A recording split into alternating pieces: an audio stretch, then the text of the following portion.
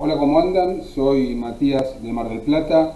Y a ver, este video quizás sea un poco más largo de lo que son habitualmente. Pero si lo es porque este es un tema que toca hondo la fibra de los argentinos y quiero tratar de ser concreto y quizás dar algunos detalles. Obviamente que lo que voy a decir tiene mi pensamiento personal sobre el tema, pero está basado en los hechos. Y seguramente muchos no estarán de acuerdo, y si no la estás y me querés contradecir, adelante, podés hacerlo, me parece perfecto. Para eso están los comentarios, decí lo que quieras. Pero si lo haces, lo único que te va a pedir es que veas el video completo. Es decir, en una palabra te pido que si vas a criticar, tengas respeto, porque este es un tema que se lo merece. Ayer, 24 de marzo, se conmemoró el Día Nacional por la Memoria, la Verdad y la Justicia, por el último golpe cívico-militar en la Argentina del año 1976. Yo le voy a cambiar el nombre y lo voy a llamar el Día de la Hipocresía. Y en este caso, el de este año, la hipocresía es por tres. Hay una triple hipocresía. Hay una hipocresía histórica, y este año se le suman dos hipocresías más, de parte del gobierno y de la mayoría de los fanáticos. Empecemos por la hipocresía histórica, que es la que se usa para adoctrinar a la juventud y para hacer populismo, negocio y robo. Mal puede llamarse Día de la Memoria si te tergiversan la historia. Esta historia tergiversada es la que te enseñan en el colegio. Es con la que te adoctrinan. Y la historia, o el cuentito que te dicen, es que fueron 30.000 desaparecidos, 30.000 jóvenes estudiantes, angelitos de Dios, idealistas, que fueron asesinados o secuestrados por militares horripilantes y malvados. Y esto como si la basura de Videla hubiese aparecido de la nada y sin ningún motivo aparente. De repente, este señor llamado Videla se despertó un día y dijo: voy a tomar el poder y matar y secuestrar a chicos inocentes, sin ningún motivo. No, muchachos, no eran nenes inocentes de mamá, eran terroristas, montoneros, la ERP o Ejército Revolucionario del Pueblo, que ponían bombas, asesinaban, eran organizaciones armadas que también buscaban tener el poder. Y la orden de terminar con esa gente, con estos terroristas, vino del mismo Perón, que se los quería sacar de encima, se los quería sacar del medio. Para entender esto bien deberías saber un poco más de la historia peronista, pero bueno, lee. Como les dije, Videla no salió de la nada. Videla apareció para combatir esto, para combatir este terrorismo. Muerto Perón, lo sucede Isabelita y ella firma el decreto de aniquilación en el que se ordenaba terminar con esta gente, directamente matar a estos terroristas. Y en este contexto es que Videla va ganando poder, dentro del peronismo, en democracia. Y finalmente Videla derroca a Isabelita, aunque yo diría que esto sí ya es una opinión personal, yo diría más que derrocamiento, fue un simple pase del poder, un simple pase del mando, en el que se arregló que Isabelita le daba el poder a Videla y a ella se la exiliaba a España. Dicho sea de paso, el abuelo de Cafirito, el íntegro Cafirito, estaba entre los firmantes de ese decreto de aniquilación. Estaría bueno que alguna vez hable de eso este hipócrita. Así que no eran nenes inocentes. Esto fue una guerra bien marcada, con bandos bien marcados. Y lamentablemente sí, en una guerra seguramente mueren inocentes. Pero no fueron la mayoría. Acá no había buenos y malos. Los dos bandos eran unas mierdas. Los dos lados son condenables, aunque la historia actual condene a uno solo de los lados. Videla murió como tenía que morir, preso en una cárcel común. Con Videla se hizo justicia por las hijaputeces que hizo. El otro bando, los inocentes idealistas, algunos nos gobiernan hoy en día y tienen poder y son los que te cuentan la historia y son realmente unos hipócritas. La otra parte de la hipocresía histórica es el número de los 30.000 desaparecidos, que se convirtió prácticamente en un eslogan y que te lo ponen como un número intocable, inamovible y como si fuera una verdad absoluta y que si la discutís por poco y te dicen que sos un nazi. Esta cifra simbólica, por decirlo de alguna manera, es totalmente falsa. Tuvo en su momento y poniéndonos en un contexto histórico su razón de ser, pero ya no. Hoy en día mantener esa cifra como un símbolo es burlarse de los muertos que pretenden defender. El primer conteo que se hizo de los desaparecidos fue con Alfonsín, con la Vuelta a la Democracia, junto con la CONADEP, que dicho sea de paso, Alfonsín tuvo la valentía de hacer todo lo necesario para enjuiciar estas basuras, porque hoy en día lo podemos ver como algo lógico, pero qué difícil habrá sido en ese momento. Bueno, con la CONADEP se establecieron que el número era de 8.960 desaparecidos, pero unos 4.900 de ese número estaban llenos de irregularidades, nombres que no había datos suficientes para verificar su identidad y otras irregularidades. Así que verificados fueron aproximadamente unos 4.000. Este número con posterioridad fue cuestionado por la gestión de Néstor Kirchner y llegaron a la conclusión que los casos comprobados eran de 7.089, pero que solo poco más de 6.400 eran atribuibles al proceso de reorganización nacional. ¿Sería que los casos que no eran atribuibles al proceso habría que atribuírselos al peronismo antes que asumiera Videla? Porque durante el peronismo, en democracia, hubo 600 desaparecidos, pero de esos mejor no hablamos, ¿no? Está claro, ¿no? Los que te hablan aún de 30.000 desaparecidos y adoctrinan con eso, solo comprobaron 7.089, pero fueron 30.000, ¿no? Entonces, ¿por qué se dice ese número? ¿Por qué se dice 30.000? ¿De dónde sale ese número? Ese número se convino en su momento como una necesidad para llegar a los organismos de derechos humanos y lograr ayuda económica y poder hablar de genocidio y por ende cobrar indemnizaciones, altas indemnizaciones. Esto no lo digo yo, esto lo dice la misma persona que en la mesa en que se arregló ese número, el número de 30.000 desaparecidos, fue el que lo propuso. Luis Labraña, un ex guerrillero, fue el que propuso el número de 30.000 desaparecidos. Y él mismo explica el por qué propuso ese número y por qué ahora lo desmiente. Las madres llegan a Europa, llegan con una lista de 3.700, yo nunca me acuerdo el número, o 4.700. Eran unas hojas grandes que estaban impresas con la computadora, con los puntitos todavía, las primeras computadoras. Y en ese momento piden ayuda y claro, los holandeses, que Ámsterdam es una ciudad judía y tuvieron 6 millones de muertos en los campos de concentración, les parecía que era poco para hablar de genocidio, 3.000 y pico de muertos, y bueno, se ponía difícil el apoyo económico.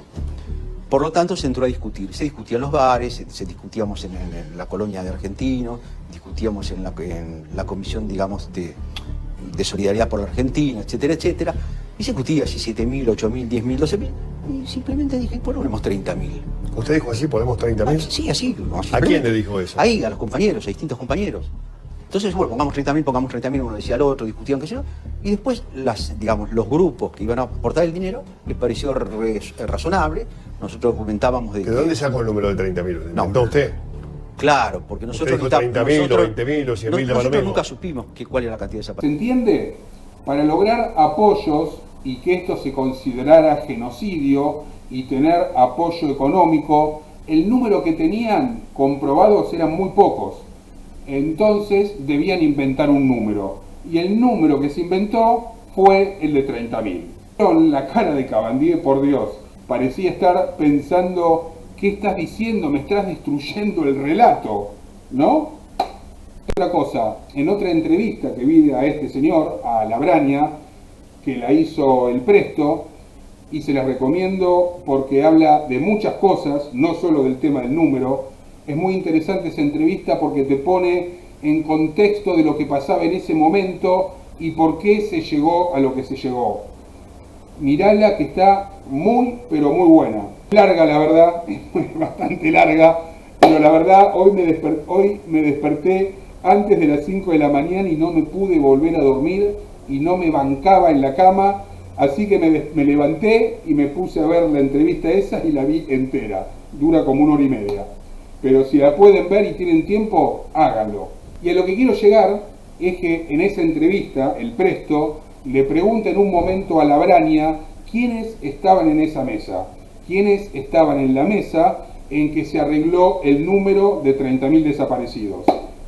Y Labraña dice que había muchas personas que él no conocía, lo cual me parece lógico, pero que una de ellas era Eve de Bonafini. Así que cuando Eve te diga con todas sus fuerzas que eran 30.000 y que ese número es indiscutible y que sos una basura si lo negás, ella estaba en la mesa en que se inventó el número. Así que es una hipócrita que te miente en la cara. Y esto que contó Labraña es corroborado después por Graciela Fernández Meijide, persona que, lo tengo que decir, se merece todo mi respeto. No admito que haya 2 números de desaparecidos. No, uno fue una necesidad al principio cuando se quería llegar a los organismos internacionales y la única figura era el genocidio. Y para poder arguir que había un genocidio se inventó el número 30.000. El otro número es el que está documentado. ¿Y saben qué, muchachos? Me pregunto yo, y le pregunto a cualquiera. Entre 10.000, para redondear, y 30.000, hay 20.000 de diferencia. Pasaron los años, se acabó el miedo de la denuncia, los nietos se están encontrando solos, ha habido reparación económica. ¿Me van a decir que hay 20.000 familias en la Argentina que no han denunciado la desaparición de un miembro? ¿Que hay 20.000 personas que pueden desaparecer sin que los compañeros de trabajo de militancia denuncien su desaparición? Sobre todo después en democracia. Díganme, explíquenme cómo. Es decir, que hay un número simbólico que es falso, pero que fue necesario en un momento, y otro real que es el documentado. Así que hoy decir y defender como inamovible e indiscutible el número de 30.000 desaparecidos es una hipocresía. Y no solo es una hipocresía, es también una falta de respeto a todos los argentinos que merecemos saber la verdad. Bueno, esta es la primera hipocresía, la hipocresía histórica. Pero como les dije, este año podemos mencionar 2 hipocresías más. 2 hipocresías más que corresponden al gobierno. Y la segunda hipocresía, que como dije es de este gobierno, y es la de hacer esta conmemoración al Día de la Memoria y condenar la dictadura, con lo cual estoy 100% de acuerdo, la condeno. Pero el gobierno hizo un acto donde, dicho sea de paso, la locutora llamó presidenta de los argentinos a Cristina, y a la que asistieron personas que para que fueran les pagaron 2.000 pesos, y donde se criticó la dictadura y los desaparecidos, pero nada dijeron de la dictadura en Formosa. Y nada dicen porque esa dictadura les pertenece, y la defienden y es lo que sueñan para toda la Argentina. Condenar una dictadura y defender otra es hipocresía. Pero lo peor de esto no es la hipocresía de ellos, la hipocresía de Alberto, de Cristina, de Cafiero, bueno, y la de todos sus secuaces, en criticar una dictadura y defender otra. Lo peor de esto es que esa hipocresía también la tengan los fanáticos, y que en la mayoría de los casos estos fanáticos no vivieron aquella dictadura, la dictadura de Videla, y la critican fuertemente, pero sí están viviendo esta, la de Formosa, y critican aquella, pero no esta, porque esta viene del gobierno al que defienden. El típico doble discurso que te hace preguntarte, muchachos, ¿qué mierda es lo que defienden en realidad? Y la tercera hipocresía, que también viene de este gobierno, es que ayer mismo, en el medio de esta conmemoración que critica la dictadura, la Argentina decidió abandonar el Grupo de Lima, un grupo de representantes de 14 países que condenan la dictadura en Venezuela y que da seguimiento y acompaña a la oposición venezolana para buscar una salida pacífica de esta crisis. Argentina se retiró del Grupo de Lima y la verdad que me pueden decir todo lo que quieran a su favor, muchachos. La realidad es que con esto se dio apoyo a la dictadura del régimen venezolano. Por lo que, por favor, señores del gobierno, dejen de ser unos hipócritas. Y discúlpenme si soy un poco conspiranoico, pero yo creo a este gobierno capaz de todo. Y no puedo dejar de desconfiar y relacionar este hecho de apoyar la dictadura de Maduro, saliendo del Grupo de Lima, con la derogación de hace solo unos días al decreto firmado por Macri en que se prohibía el acceso al país de extranjeros con antecedentes. Es decir, en el que se prohibía el ingreso al país de extranjeros delincuentes. ¿No estará todo relacionado esto? ¿No estará todo conectado? ¿No será que de repente nos mandarán grupos de choque desde Venezuela o desde Cuba y formar los famosos colectivos como los de Venezuela? No sé, se las dejo, piénsenlo. Y para terminar este video quiero decir que considero que está muy pero muy bien condenar las dictaduras y que haya un día que lo conmemore, como el día de ayer. Pero se podría hacer perfectamente diciendo la realidad histórica, explicando por qué se llegó a eso y que los desaparecidos fueron, y de acuerdo al kirchnerismo, 7.089 y no 30.000. ¿O les parece poco, muchachos, 7.089? A mí me parece un montón, no sé a ustedes.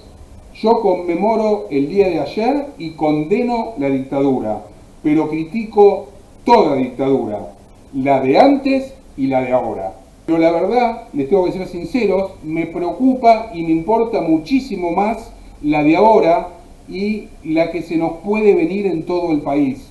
Porque en esta, muchachos, ¿saben qué? Somos protagonistas. La otra es histórica y la condenamos. Esta la estamos viviendo. ¿Y de qué nos sirve conmemorar y tener memoria sobre la dictadura del pasado si no hacemos todo lo necesario para que no se repita?